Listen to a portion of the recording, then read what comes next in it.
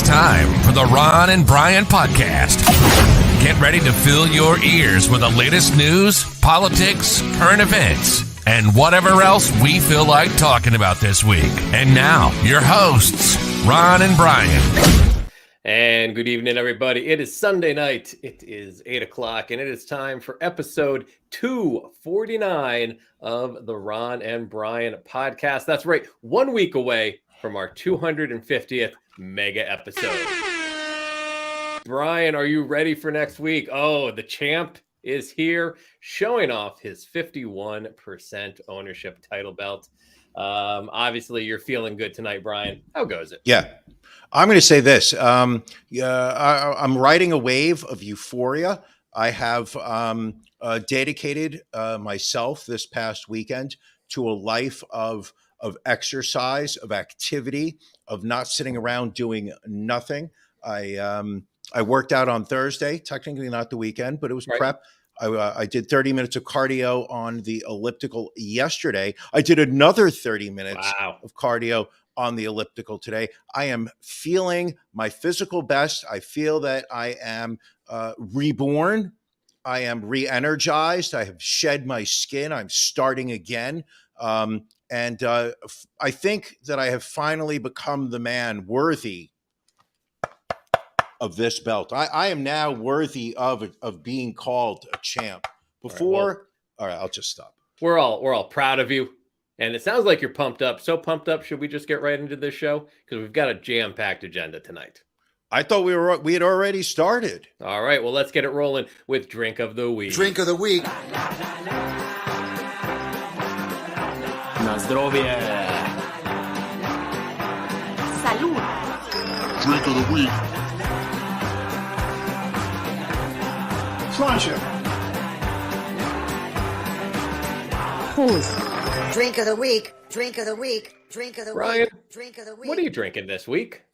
This week, I went all the way up to Vermont and spoke to the very night. Well, I mean, I didn't physically go up there. I placed an order online. But I directed my interest to the fine people over at Whetstone. Here, I'm going to hold this up properly. To the fine people over at Whetstone Brewery in Brattleboro, Vermont. You are looking at, ladies and gentlemen, a Diesel Stoner Sour IPA. Combining the tartness of a sour with the hoppy, fruity softness of an IPA, Diesel Stoner is a uniquely refreshing beer. Ron, it's kettle soured and dry hopped with a blend of fruit forward and citrus hops. It combines the best of our favorite sour beers and our flagship Big Stoner New England style IPA into something new and coming in at 6.0 ABV. This beer is going down my gullet. All right, have a sip. Sounds very tasty. You know, we love sours. Not always a fan of IPAs, but how is it kicking the tongue? It is a softer sour. Oh, There's nice. a bitterness there that I was looking forward to. It's not sweet as some sours are, but I'm enjoying it. And the Diesel Stoner, I will drink this again. Ron? Liked beer? Yes, sir. Ron? Yes. Ron? Yes, my friend. What are you drinking? So going to a new beer that I saw from our good friends down in Delaware, Dogfish Head. This is a little something they call Citrus Squall Double Golden Ale. It is a perfect storm, infusing a double golden ale with grapefruit juice, lime peel, and blue agave nectar, clocking in at a solid 8%. So you know it's going to be a good after dark whenever I crack open an 8% beer. Nice citrusy looking body. We're going to have a little taste here. That looks like a nice looking beer, I got to admit. Give me some comments. Oh, so it is smooth. Got that ale smoothness. And definitely very citrusy. You get the sweetness from the blue agave. This is, dare I say, might be the first crushable beer of the summer, with the exception of that 8%. Hold on a second. Don't even refer to summer during Drink of the Week, because there's only one way to refer to summer, and it's too early for that. All right, I understand. We are too far away from being able to break that out. Ooh, that's good. And you know what I'm also rocking? some Jameson cold brew. I've that's had good this stuff, bottle too. for about maybe 2 years, actually longer, and I'm winding it down. I may have a couple shots tonight in preparation for the Can You Beat Brian game that will be going down behind the paywall in our Patreon tonight. Ron, tell me a little bit about Can You Beat Brian? So, as many of you know, if you are a member of the bronze level or higher on our Patreon, which you can visit at ronandbrianpodcast.com, we will be going live with After Dark at 9:30 tonight. Can you beat Brian? It will be a 10 multiple choice question, which our viewers will go up against Brian. And if you can beat Brian, then we will make a $25 donation to the charity of your choice. So if you have not yet joined the Patreon, you can still get in on tonight's Can You Beat Brian? Brian does not know what the topic is. Our viewers do not know what the topic is. We are not going to, I should say, I am not going to reveal that until after dark. So hop on the Patreon if you want to join us later tonight. In the meantime, it's time for Beef of the Week.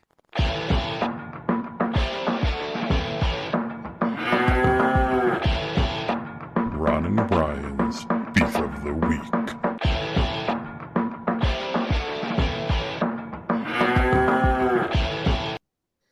Brian, what's bothering you tonight? Tap room. Uh-oh. The beer purveyor? Yeah. Some have noticed, and I've seen the comments that go on in the group chat over there. I see the comments. People start, been making comments that, Ron, you're winning drink of the week. I know it's not a contest, but the comments are, you can get called a basic bitch only so many times before it starts to hurt. And then once the wound is open, much like a boxer in the 11th round of a middle heavyweight fight. Are there middle heavyweights? I don't think so. There's just middle. There are really middleweights. They would be middleweights. So, I listen. One thing that is going to be very true of this championship this time around is the champion is open to suggestions, open to recommendations, open to, hey, you could be doing this a little bit better. This champion is not so full of himself that he thinks he's 100% correct all the time. So people have said, listen, place your order, get some different beers, switch it up. Stop repeating beers every 3 weeks or so. So I placed an order on Taproom. We used to have a promo code, but after this experience, I will not be sharing it with the masses. Understood. So I placed an order. For 12 beers. I figured that 2 a week over the next 6 weeks. I've got beers for the podcast. Makes sense. Within, I would say, 48 hours, I received an email. And this really, really is first world problems. I mean, I realize as I'm complaining about this, that it's just embarrassing. That I received an email that 2 of the 6 beers that I ordered that even said that they were in quantity and that they were ready to order, because there were other beers that they said sold out on. But these said that they were in quantity. A couple of them said 2 left, 4 left, whatnot. Received an email that they do not have it in stock. Can you order something else? Unacceptable. Absolutely. You're literally running a online beer distributor business. If it's sold out, market is sold out. If you have it, sell it, provide it, ship it. However, I got to say, the first beer that they sent me, I got to say this one's coming in solid. So Taproom, got a love-hate relationship with you this week, Ron. Yes, my friend. What's bothering you? I guess much like yours, very much a first world problem. As those of you who were listening last week heard towards the end of the show, had a little issue with the battery charging of the laptop that we do the show on. For some reason, it was plugged in. The little thing was lit up, but it wasn't charging. Went over to the Apple store on Monday to get it checked out, hoping it was just the charger that needed to be replaced. And Brian, you and I used to not be Apple guys, but over the years we've gone with Apple products because you're told they're durable, they last, they're better than PCs, things of that nature. So I've had this thing less than a year and a half, out of warranty, of course. Could I have bought Apple protections? Sure, but I'm just diametrically opposed to that. because I used to sell extended warranties when I worked for Sears in college, and it's just a big ripoff unless you need Sure. it. So of course, they hook it up, they run everything. They're like, well, we can't figure out what the problem is here. We can only tell you what it isn't, which it isn't your charger. So they had to send it off to get repaired. How much do you think that repair set me back, Brian? Now, are we talking? We're not talking new machine. We're just simply talking a repair on. So we're talking. There's labor. There's labor, correct? New. I'm assuming new parts. There were two parts. So they have a flat rate pricing that they plug you in under that will replace a number of parts under that flat rate. I'm gonna guess that it cost you $627.49. A little low, but close. It was $748 and change, which was painful. Were you? Hold on a second. Here's Yes. the real question. Were you able to pay for it with your Apple Card? I don't have my my Apple Card anymore. Which, if you remember, a previous beef of the week, my beef with the Apple Card, so I closed that. But regardless, they did, of course, try to see. Oh, do you want to trade in this laptop for a brand new one? Which, of course, then it wouldn't have been $750. It would have been $2,000. So they did that to me 2 years ago when my MacBook broke, and I did not, like you said, I didn't have the Apple protection, and I went with the upgraded Apple. I got the new one. yeah, and so I mean, eventually I'll replace this, and I'll probably get the Apple protection next time. But what also stinks, and again, this is on me. I get it. You shouldn't keep things stored on your laptop. By the time I figured out there was an issue and got it to the Apple store, I had like 7% battery life left. Sure. And it wasn't plugging in. It wasn't charging. So I couldn't back anything up that was on the laptop. And Sure. they were like, just so you know, might lose everything on it. And I was like, well, let's hope that doesn't happen. But sure enough, everything got lost from the laptop. All the files. No. So I was able to at least back it up from my old Apple that I had from when I got this in October of 21. But I have some files that I need to replace. All of the podcast data is safe, though, Brian. I know you worry about that. You worry about our place in history with episode 250 coming up next week. So, well, I know that Matt, our producer, set up a server backup that runs every night, or is it every other night right now? well, the problem with that is that's also where he tends to do a lot of his cocaine when he's working on the show, and that has the powder has kind of corrupted the server. So we may need to go cloud based. I mean, servers are very 20th century, I think. Now, I have a question. Are you still, after this terrible experience with Apple, have you considered going with maybe a Microsoft Surface? Have you thought about a Windows laptop? Have you thought maybe a Chromebook? Well, Chromebook, I can't see. Here's the thing, and this is where Apple gets you. Apple is so ingrained in my everyday life now with my watch and my iPad and how it controls everything in the house, from my music to my entertainment to even my my bougie window shades, which you made fun of me for. Everything is just really controlled by Apple. Okay, can we just move on to your window shades? Because I do feel that is a entire level of entitlement that you have brought into your life that I will hopefully never experience. So are you saying, listen, just because my downstairs window shades open automatically at 7:30 in the morning and close at 7 at night doesn't make me any better or worse than you, Brian? It's all about technology. Okay, people. I go into Ron's house, and first off, I'm just honored to be walking into his home. To be invited inside of Ron and Mrs. Ron's home is truly one of the great privileges of all time. At which point, Ron looks at you at some point with that look on his face of just like, I'm about to blow your mind, fucker, and you have no idea what's about to happen. And he turns and he looks at his watch, and then he goes, oh, that's right, they're on a timer.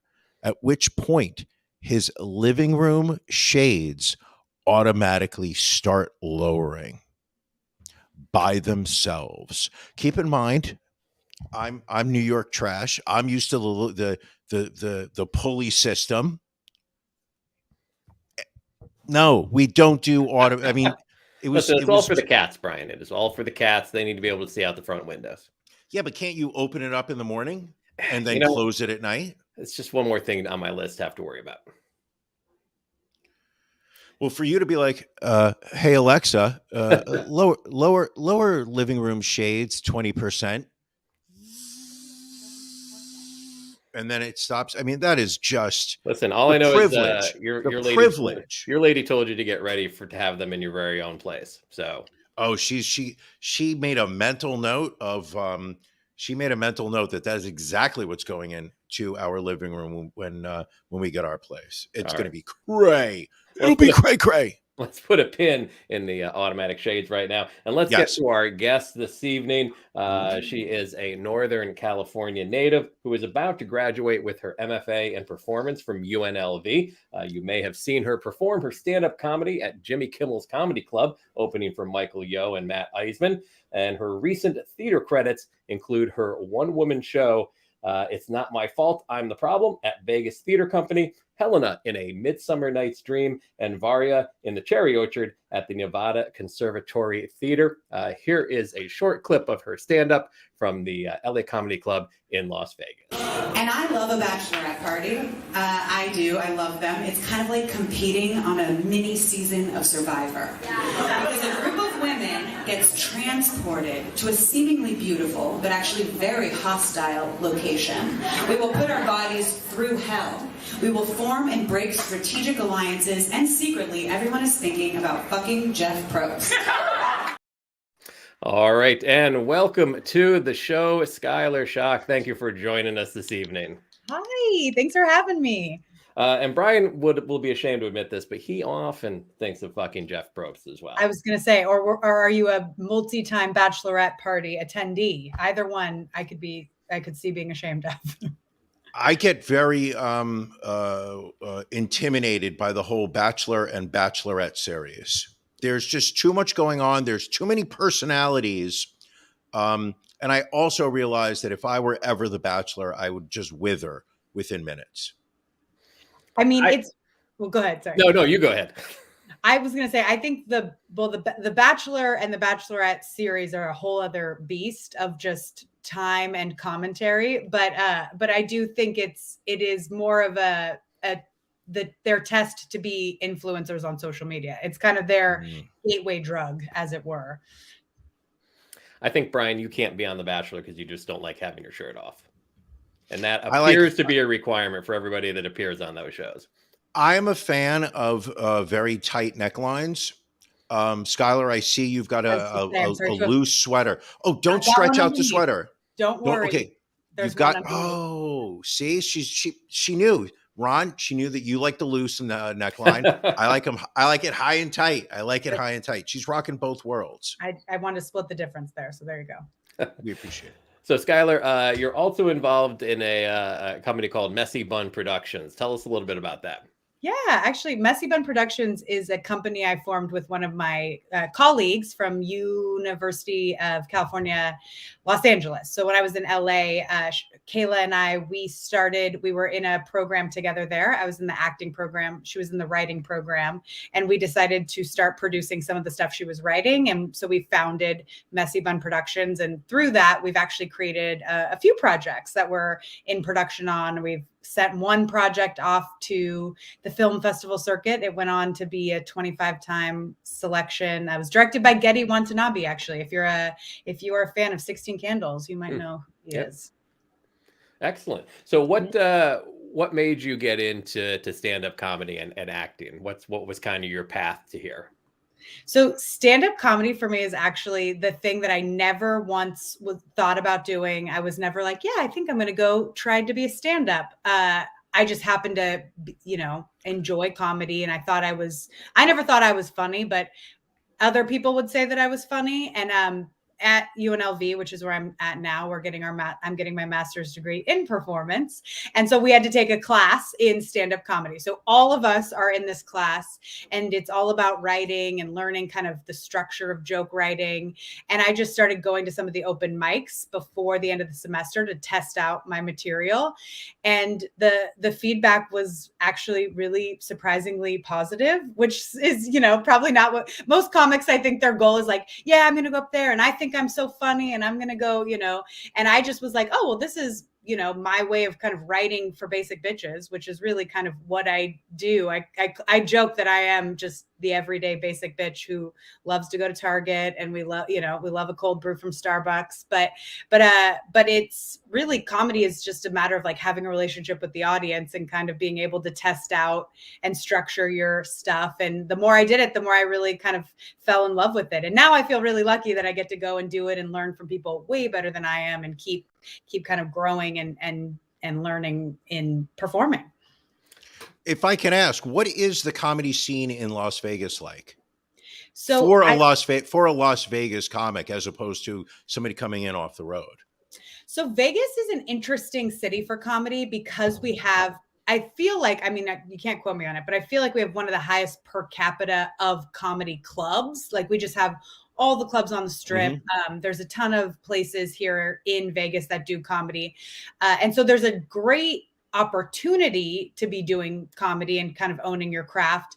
And there's definitely like a very local Las Vegas comic scene. But because we're so close to LA, we get a lot of people that come in from LA. A lot of people who are headlining comics, traveling road comics, will come stay here and do, stop by. So you're really exposed to a lot of different comics that maybe, if you're in Atlanta, maybe you're not getting that many different comics coming in. And the scene is, I mean, it's still a game. So, you never want to say anything to hopefully offend anyone. But I have noticed that there's a difference between being, good in this community and being a good stand-up comic at a, more national level, or, being the kind of comic that can go and open. And, I went and did a show at the Comedy Store in La Jolla a couple weeks ago, and you just see there's a very different standard of kind of what it takes to be a comic, maybe in a market like Los Angeles or New York versus here in Vegas. So what is it like going to school in Las Vegas? Because I mean, Brian and I went to college in a small town in upstate New York and had a hard enough time focusing as it was. How is it possible to focus on studies when you literally have distractions 24/7? Well, it's a fascinating learning curve, right? No pun intended. But because you basically know that every single possible thing is available here, where you can be going to see live music, you could be partying, you could be, sports. Literally, we've got everything here. And yet it's also a very, it's all concentrated on the Strip. And so it's not like a place like the greater city of Las Vegas and the surrounding neighborhood is a very different experience. I actually think it's probably much more conservative than I was expecting when I, moved out here. I moved in 2020. So it was right before the election. And so it was really, I'm from California. My whole life I've been like, oh, there's a whole community of people that are actually driving around with Trump flags in their cars.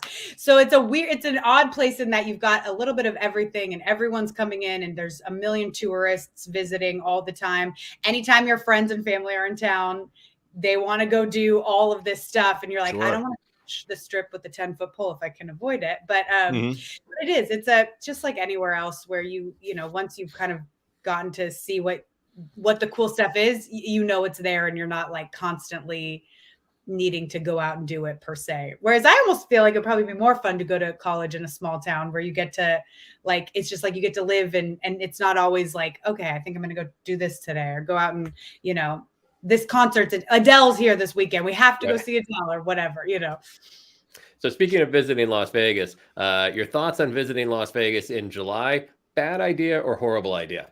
I would say horrible times 10.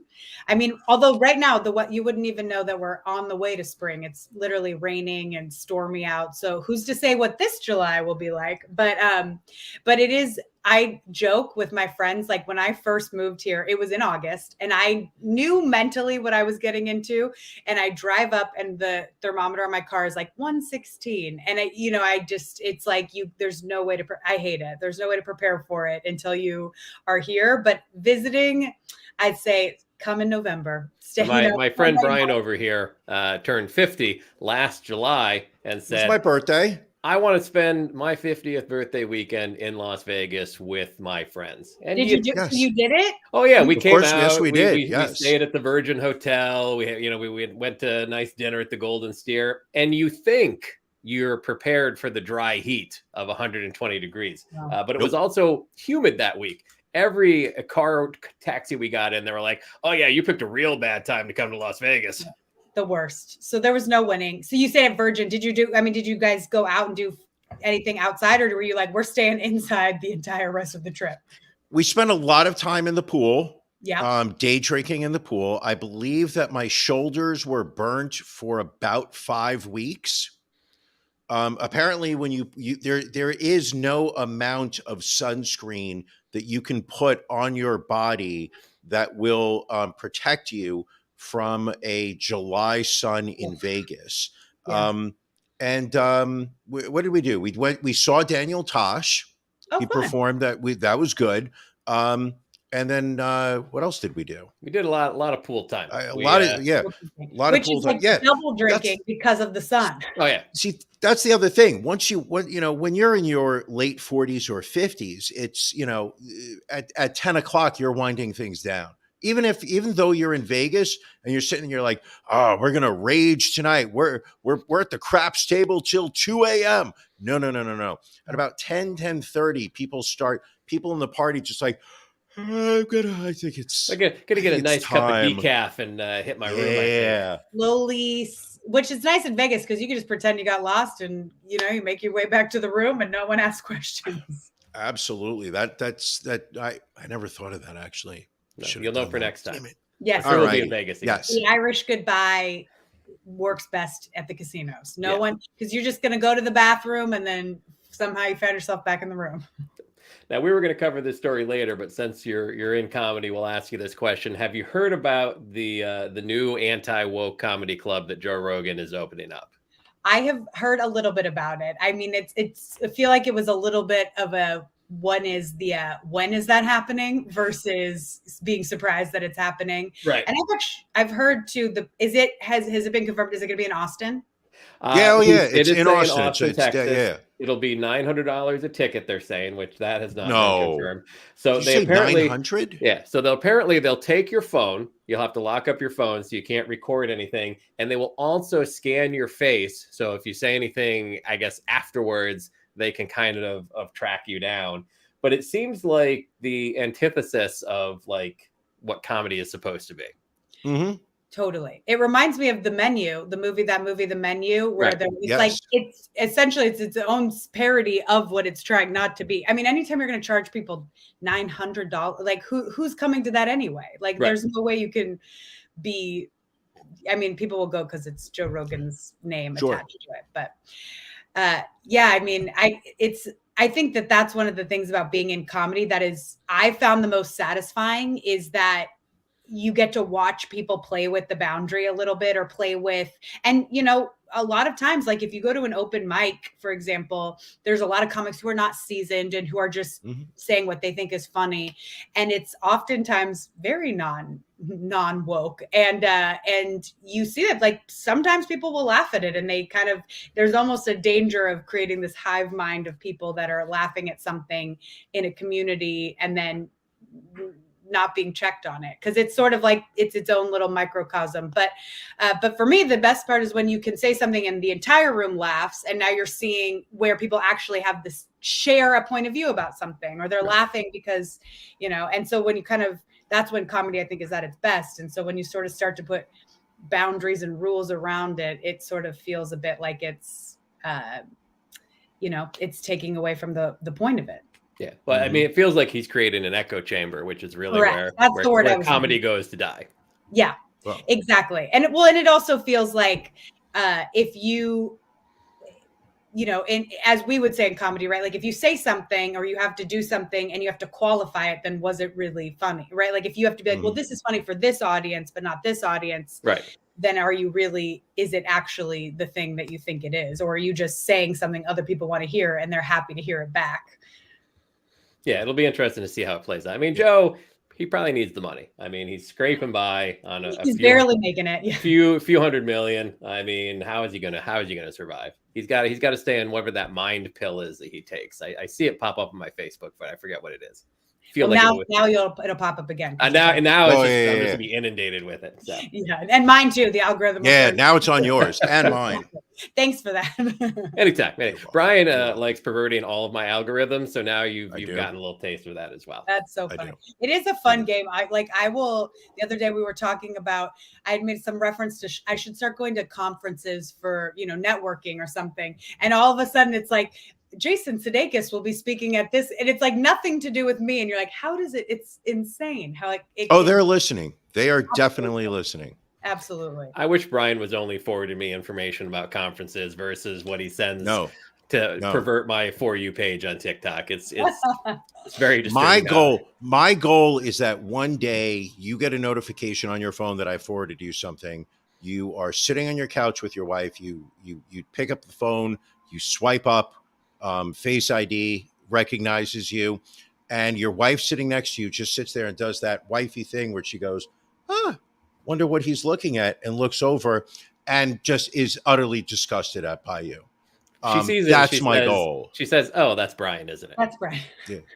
So, well, appreciate you joining us tonight, Skylar. Absolutely. Where can people see you in the coming weeks and months? They can see me. Well, I'm all over. The best way to keep track is to follow me on social. It's at Shocking, SSCHOCKING. Like you mentioned in the bio, I'm working on a one-woman show that we're going to be opening here in Vegas, and I will be performing at comedy clubs all over the country the rest of the year. So looking forward to that. Well, thanks so much, John, for having me. This was awesome. Thanks for coming. Have a good one. All right, you too. Bye now. Bye. All right, Brian. Very nice of her to join us. Always good to have guests on. We're working on some guests for next week for our 250th mega episode. I know you're excited. Also, I'm going to say, people, check out her social media. Yes. She's got a bunch of clips on Instagram. She's got a YouTube channel. Give her a follow. Let her know that you watched her videos. If you think it's funny, if you enjoyed it, follow it, like it. Let her know that you saw her on the podcast, and that you enjoyed her visit to us. All right, Brian, you had a kind of a new whatchamacallit. You had a new bit that you wanted to try out this week. I did. A little something that you're calling. Wait, what are you calling it again? I want to call this my new bit, Fuck Around and Find Out. All right. What is the first story this week for this new segment? The whole concept of fuck around and find out, it's a phrase that seems to have taken hold over the internet. But basically, for those who, have been hiding in a suburban home with shades that come down every night at 5 p.m., fuck around and find out. This segment is people who have felt a sense of entitlement over something and crossed the line that we as society consider acceptable and paid a heavy price for it. Ron, I believe we have an example this week of someone who decided that they were better than the rules and quickly realized that there were consequences for their actions. Yes, this first one is a sovereign citizen driver who was pulled over by the Farmington police in Utah because he had a fake license plate attached to the back of his vehicle, and things did not go too well for him during his traffic stop. He finally hands over his passport. It was fraudulent. It wasn't a real passport. They ask him to get out of the car. He does not want to get out of the car, so they're going to take him out of the car. Turns out he had a sidearm Uncertain whether he reached for his gun or not, but as you will see, the police react.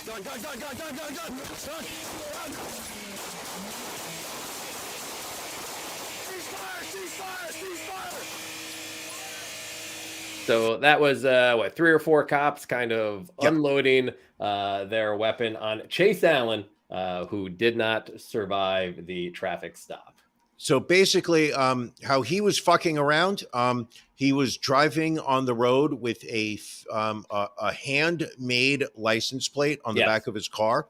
The cops pulled him over for it. He announced that he was not subjected to any rules or regulations from the state's motor vehicle department, that he was a sovereign citizen of the United States. He was not subject to their rules.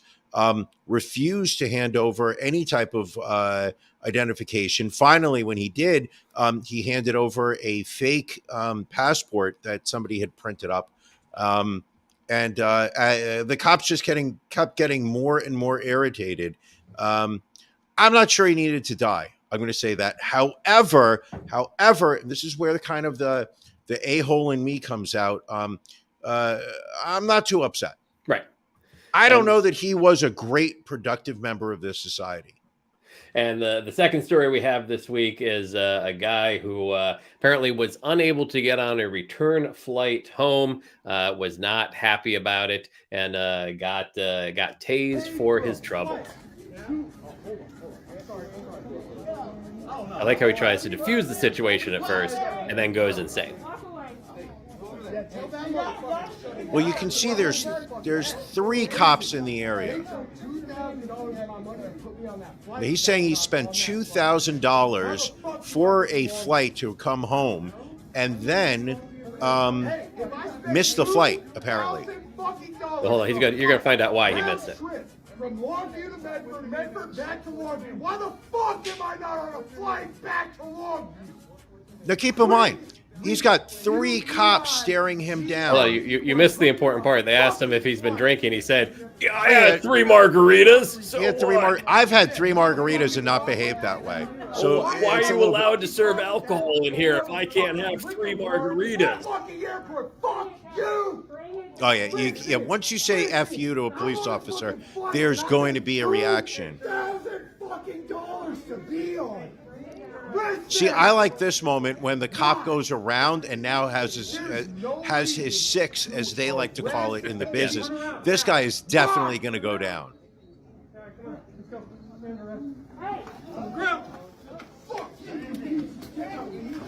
Yep, he's finding out.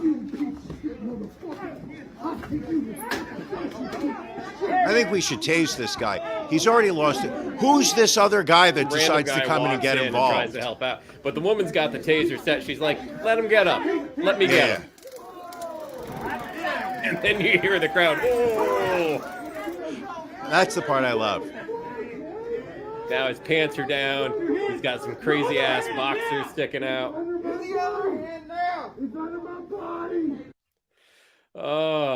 He fucked around. And he found That's the thing. And this is the part that I do not understand, is the fact that, the presence of a police officer, at least this is the way that, I've been brought up. Not necessarily by my parents. My parents absolutely despised the police officers.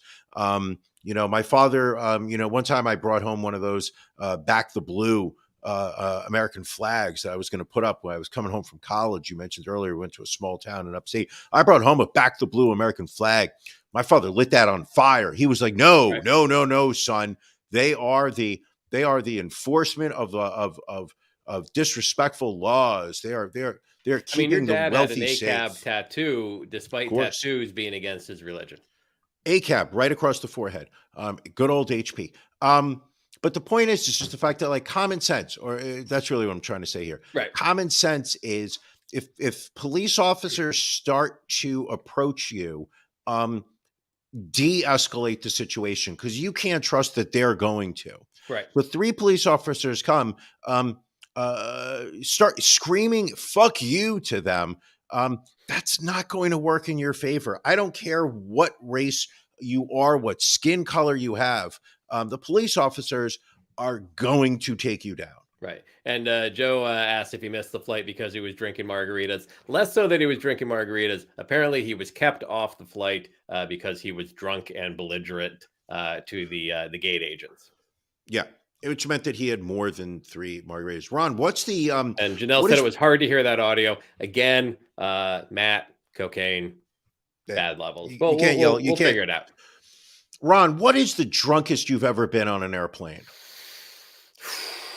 What is the drunkest I've ever been on an airplane? When I went to Cancun in '96 with a buddy of mine, and we had like one of those all-inclusive airfare hotel packages. Sure. But it was a chartered plane, so everybody on the plane was part of this tour, and they literally had coolers of beer in the aisles for the flight down. So I guess that was on the flight. I tend not to get too drunk before I fly because I always worry that I'll be too drunk to get on the plane and then I won't get home. Okay. All right. What about you? you? Doesn't sound too bad. The drunkest I ever was and I'll tell you the ending of the story was a stewardess patting me on the shoulder saying, "Don't you think you've had enough, sir?" That's the end of the story. I was in Dallas for business training. We were learning a new software and whatnot. So we were in Dallas, and it was a 2-day training seminar. And on the second day, after about an hour, I cut out. I looked at my coworkers, and I was like, "Don't tell anyone." And I just got up and left. I picked up the phone. I called a friend who lived in Dallas at the time, who I had made arrangements to meet for lunch, and I said to him, "Hey, any chance you want to meet earlier than 12 today? I've already finished my training." And it was probably about 10:30 or so. I was on a 5:00 flight. So he said, "Yeah, I'll get in my car now and I'll drive over." He wasn't working at the time. So, Okay. So he picked me up. We drove over to Dealey Plaza where, I had to go. I mean, Well, that's where you go. Somebody obsessed with the JFK assassination conspiracies, and you're in Dallas, you have to go to Dealey Plaza. So then I made him take me up to the museum that they have on the 6th floor, the book depository up there. Then we went out for lunch afterwards, where we started drinking. I forgot the brand of beer was, but it was a Bach beer, so it was heavy. So we started drinking there. Then I was like, I got to get going. I got to get to the airport. So he's driving me to the airport. And as we're there, as we're on our way, he's like, "You should make sure that your flight's on time." So I called the airline and they said that my flight had been delayed. So, and what? You stopped to have a few more drinks? No. He drove me to the airport because he had other plans. Yes, it was Shiner Bock. That's it. Yes, Gabby. Absolutely correct. It was Shiner Bock beer. Oh, good call. Oh, wow, that's awesome. So he drove me to the airport, and I think my flight had been pushed back from 5 to 7. So I had nothing to do. So I'm walking around the airport in Dallas. I think I stopped at the bar, had beer after beer, and at this point I had developed a taste for the Shiner Bock. So I was several more of those. Understood. Finally, they started loading up the airplane. I got on, and I'm hammered at this point. So I get on the plane, and the stewardess takes her first round of drinks as she's walking by. And I was like, "Can I get a double Jack Daniels?" She gave them to me, and I drank them. And what I remember is I had an aisle seat. I was sitting on the aisle, and I was in rough shape. So as she was making her path for taking the second round of drink orders, she looks at me and she's like, "Can I get you something?" She was probably thinking coffee. Coffee, and water. And I was just like, "Yeah, can I get another double Jack Daniels?" And she just put her hand on my shoulder and said, "Don't you think you've had enough, sir?" And I remember it was one of the most pathetic moments of my life. And I've had many. I have had many pathetic moments in my life. I just remember looking up at her and just saying, I just want to go to sleep. who the fuck says that? I mean, so she took some pity on me. She brought me the two little airplane size things of Jack Daniels, which I just put down, out like a light, like a light. She woke me up when we pulled into JFK. Were you duct taped to the seat at that point, or did it not need to go to that? Listen, I'm not a violent drunk. No, I think that understand after 50 years of drinking, and some of those years, and even Johanna can attest to it. Sometimes I overindulge, but even when I overindulge, I'm not a violent or angry drunk. True. I'm just I've been told that I'm an annoying drunk. You know, there. See, are you kidding me? Of course, he didn't need to die. Very good, Brian. What Yes. we've been doing our favorite stories of the week the last few weeks. What was your story of the week that you want to bring to people's attention? My favorite story of the week, and shocker, I know Janelle is going to freak out when she hears this, but my story of the week takes us to the great state of Florida. What? Yes, the great state of Florida, and we're in Eustis, Florida, a town I've never heard of. Eustis. Matt, if you can pull up on the map where Eustis. Ooh. Oh, he doesn't have the map. He just has the mugshot of the gentleman. God damn it, Matt. We're looking at Timothy Taylor, or as I like to call him, Timothy Paul Taylor, because when you're white and you commit crimes, the New York Post will print your middle name. Oh, they will. First off, folks, he's 35. Oof. That's a hard, rough 35. Yeah. Okay. So he's already a convicted felon. Already. So prior to this, he's a convicted felon.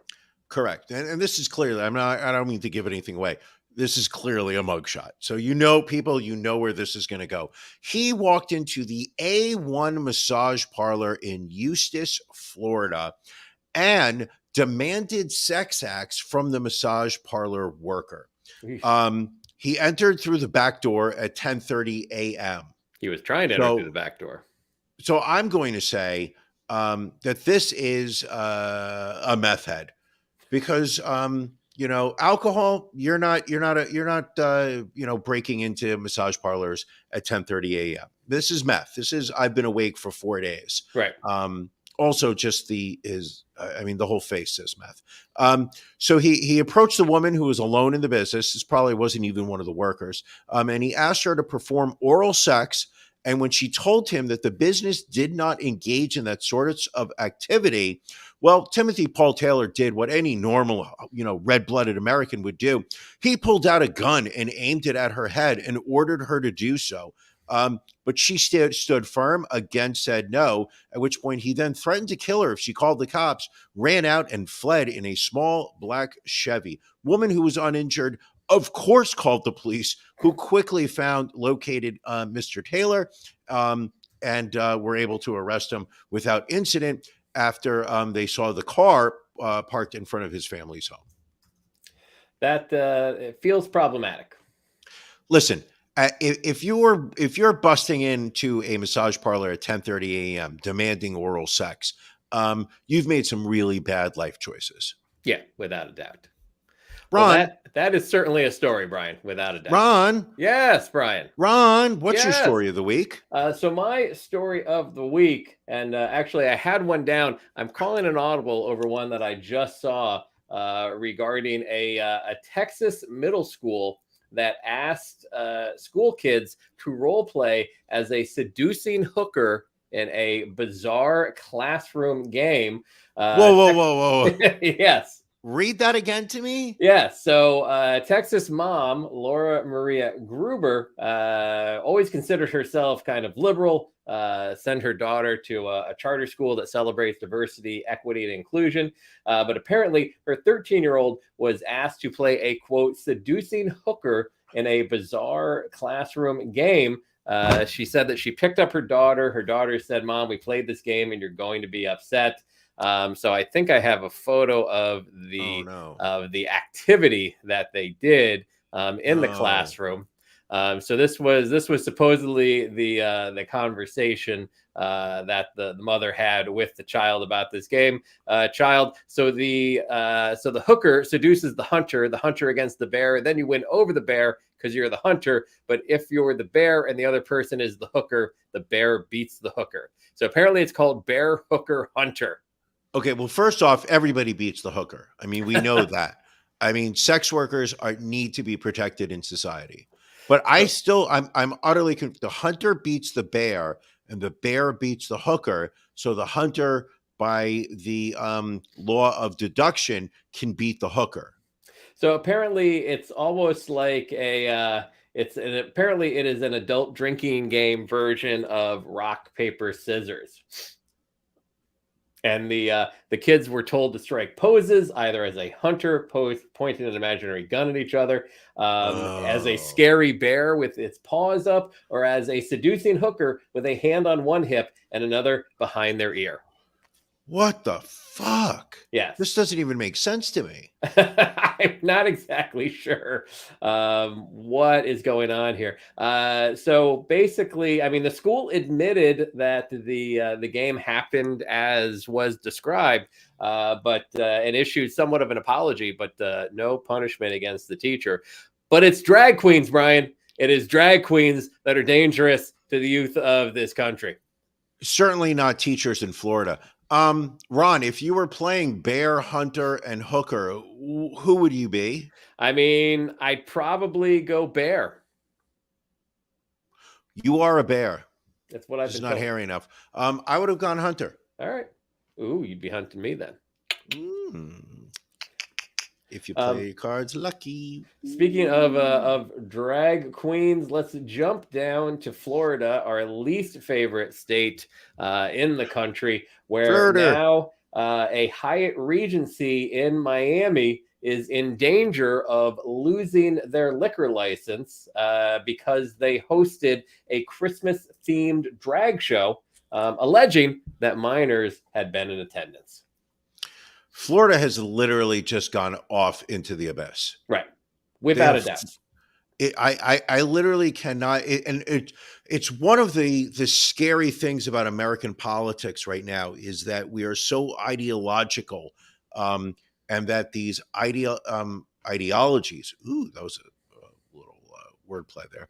These ideologies have so infiltrated our political world and our the people that write laws and vote on these laws and enforce these laws, that it is this concept of just like, how can I be more conservative? How can I show my constituents that I have more bona fides for this ideology than the next person? So this way, when I am running again for reelection, that I will be able to, stand on solid ground to say that, I'm here fighting for the innocent children.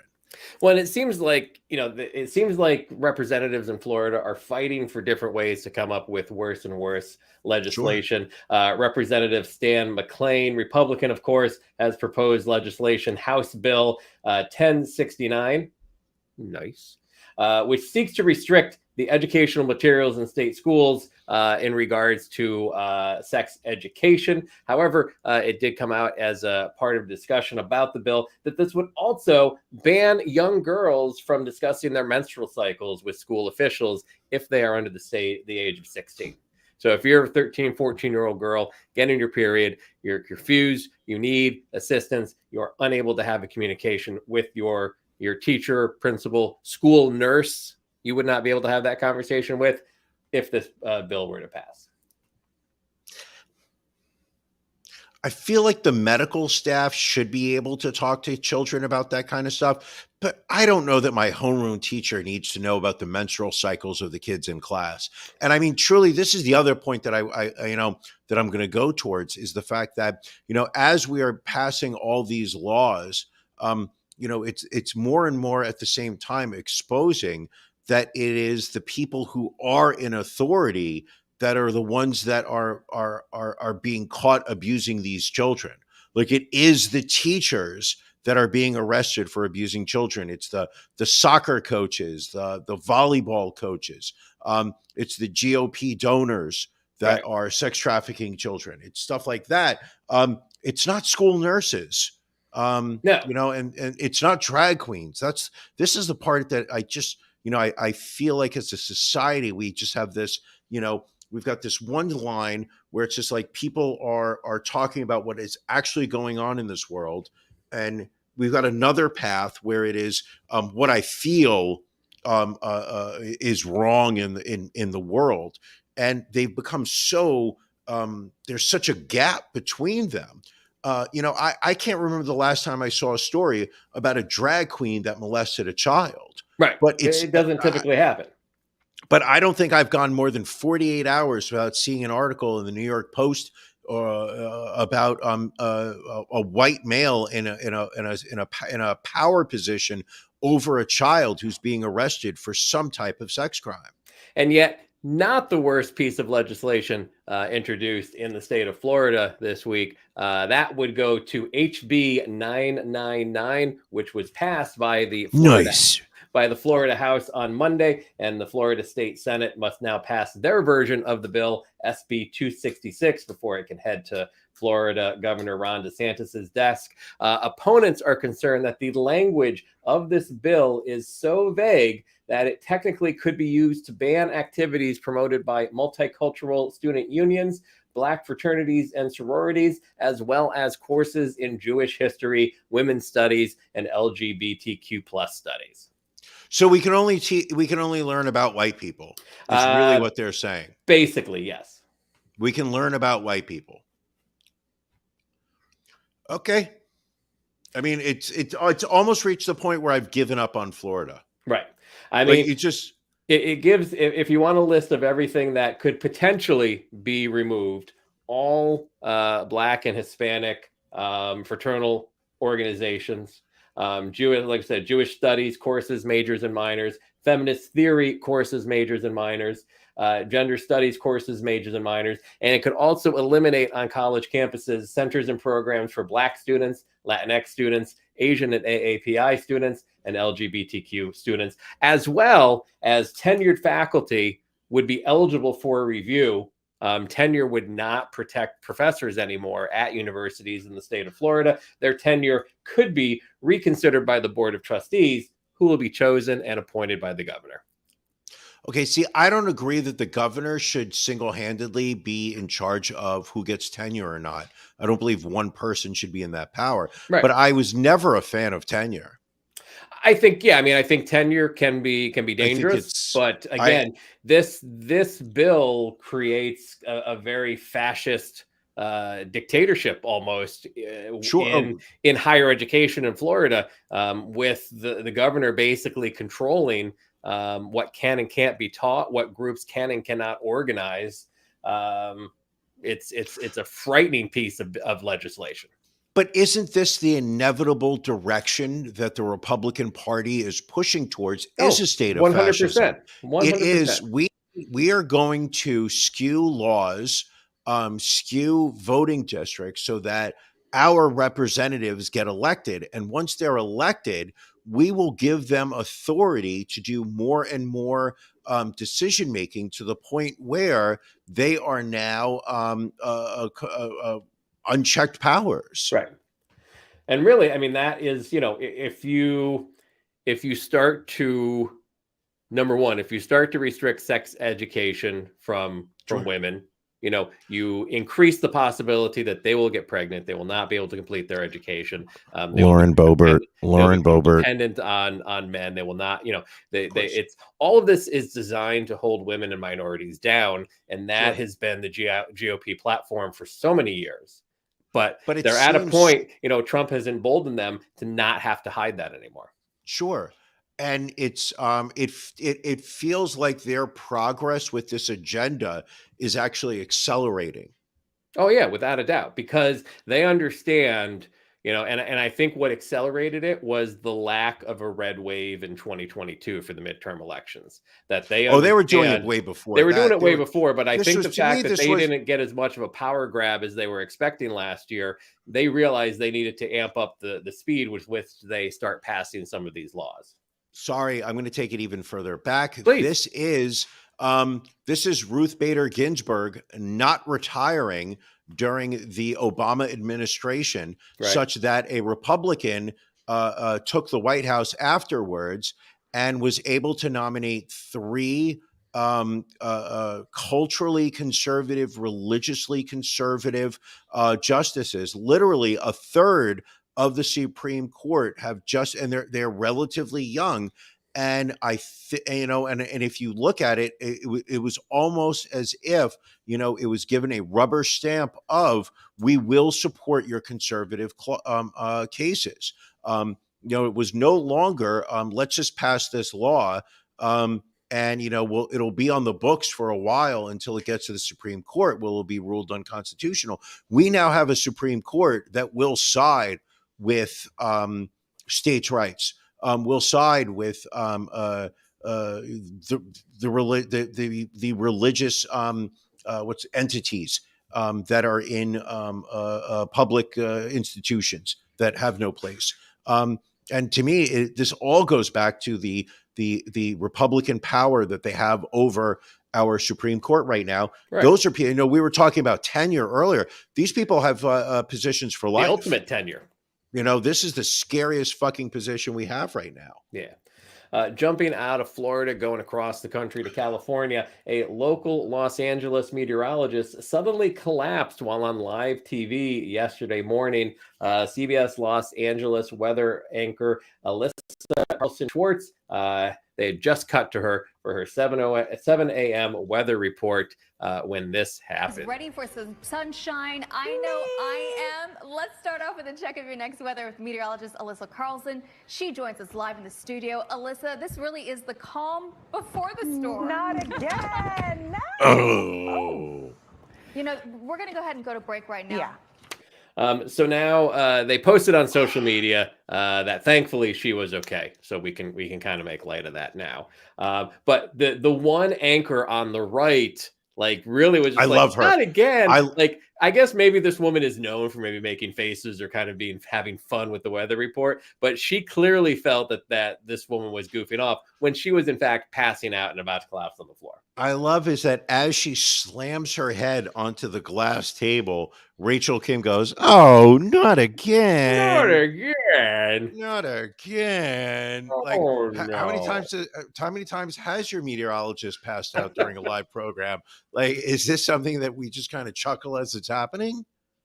We have a story here out of Massachusetts where a resident doctor was busted by the feds for allegedly possessing thousands of child porn images and videos, including footage of young patients he cared for that were recorded with a bracelet. We share this because the photo of this gentleman, if he does not creep you out just looking at him, this is Dr. Bradford Farrick. And he looks like a Bradford. He doesn't look like a Brad. Definitely. He looks like a Bradford. He's a Bradford. 32 arrested last month after federal investigators uncovered dozens of devices allegedly containing the disturbing material during 3 separate searches of homes where he lived. If I was a parent, which I'm not, and I brought my kid in to go see a doctor, and this guy walks in the room, I am grabbing my child by the wrist and we are running out of the room. Right. I mean, he's got the crazy eyes. Right. The teeth are way too white. He's just the glare, the stare that he's putting out there. So listen to this. During a February 13th search of his Winchester home, about 61 devices, including external hard drives, computers, cell phones, hidden camera systems, and SD cards were seized. 4 days later, they searched the same home again, discover another 11 devices that contain images and videos depicting child porn of victims between the ages of 6 and 11. Then they searched a home he was renting in Amherst. They found 8 more devices that included multiple hidden cameras, one designed to be worn as a bracelet, which allegedly contained recorded videos of Farrick giving medical exams to 2 minors. What kind of, I don't know. The only good part of this is that he is going to go to prison, and he will just have a horrible, horrible life sentence in prison. But it's the drag queens we need to worry about. Gotta watch Ron. out for It's those the drag queens, folks. Gotta watch out It's for the drag queens. it's the school nurses who want to talk about menstrual cycles, the Right. 12-year-old girls who feel uncomfortable talking about it to their parents. These are the people that we need to lock up. Well, we also have to lock up Hillary. But that's Well, I mean, old news. Hillary has needed to be locked up for 7 years, and the fact Sure. that she's still walking around is sad. You know who is back in prison, Brian? 70s rocker and pedophile rocker Gary Glitter back in prison 1 month after his release. He was out on parole again, looking a little disheveled in this mugshot here. So he was sentenced to 16 years in prison back in 2015 after he was found guilty of sexually abusing 3 young girls. He was on controlled release, and then he breached the conditions because I'm trying to think here. Oh, he was caught. Here we go. He was caught trying to access the dark web on his phone. Yeah, he apparently, according to the article, he was allowed early release from prison, Right. good behavior, whatnot. Was sent to a kind of halfway house, I guess, where he was given a cell phone, and went onto a web browser. I mean, and keep in mind, this is just like the addiction and the compulsion that exists within some people, is that you've done years in prison for child pornography. You're now been given a release. You're not in prison anymore. This guy gets a cell phone and literally within a couple days opens up a browser and starts searching for how to access the dark web on his cell phone. And also, you couldn't have just been like, he allegedly typed "how to avoid detection when web browsing." That is a very boomer thing to search on a web browser, is how to avoid. You figure that out before you search on the web browser. As if they weren't. I mean, did he not think they were going to monitor his cell phone? Listen, again, I think it's an addiction. I mean, and while he should be treated for his addiction, he also shouldn't be out amongst the general public. But he should also be punished for his crimes. Exactly. He was raping little children. I mean, I don't know how that crime. I don't know how that crime gets you out early with whatever sentence you're given. Yeah. Well, Brian, I think this was a fantastic episode, but even better, next Sunday night, 8:00, our 250th episode, we are going to do a mega episode. 2 solid hours. I love that alarm. At 8:00 next Sunday night for episode 250. Normally, we would do our pajama party next Sunday, last Sunday of the month. But because of the 2-hour mega episode, we are going to do our pajama party tonight on Patreon, 9:30 after dark with Can You Beat Brian? So if you are not a Patreon subscriber, you get to join us live on the pajama party. Go to ronandbrianpodcast.com, click in the upper right-hand corner, and join at the $10 level or higher. On top of some great swag that you'll be qualified for, you get to join us live 9:30 tonight, just 22 short minutes from now. If you join right now, we will get you that Patreon link in time for the pajama party, in time for Can You Beat Brian? I'm excited. I thought January's Can You Beat Brian was good. I think I may have even bested myself with this month's Can You Beat Brian? I am excited. I cannot wait for it. How much back sweat do you have thinking about Can You Beat Brian right now? Right now, I have no back sweat, but there will be back sweat when the game starts. All right, fair enough. Will we be using a shared Google sheet or no? I will provide the shared Google sheet to everyone. Okay. It's prepared. All right. It's ready. I'll share the link when we are on After Dark.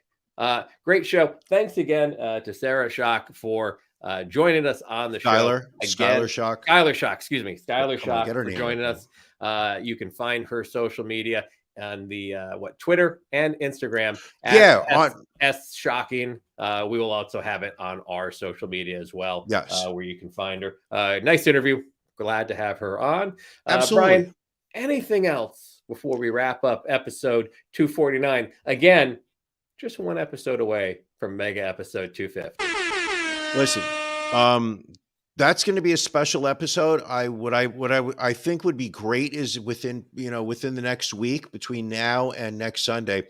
I think it would be great if our listeners, our viewers, send us either a video clip to our various social medias, or send an email, ronandbrianpodcast@gmail.com, with either some kind of their favorite memory of their show, what the Ron and Brian podcast means to them, some type of acknowledgement of just how important this podcast, this show plays in their life. Lives have been saved, children have been rescued. So many things have taken place during this show. And I think it's going to be an episode where, where we're going to be able to look back and at the same time look forward. So it's one of those slices of reality where we're all going to be able to celebrate. There's not going to be a dry eye in the house. Nope. Many tears will be shed. Many tears, Jerry. All right. Well, Brian, are you ready to go get ready? Are you ready? Are you ready to get ready? Oh, I'm ready. All right. Well, thank you for joining us, everybody. Patreon folks, we'll see you in a few minutes. Everybody else, we will see you next Sunday night. Thank you for joining us on the Ron and Brian podcast. We're live each week on YouTube, Facebook, and Twitch. You can find prior episodes, links to our social media, and everything else Ron and Brian at ronandbrianpodcast.com. See you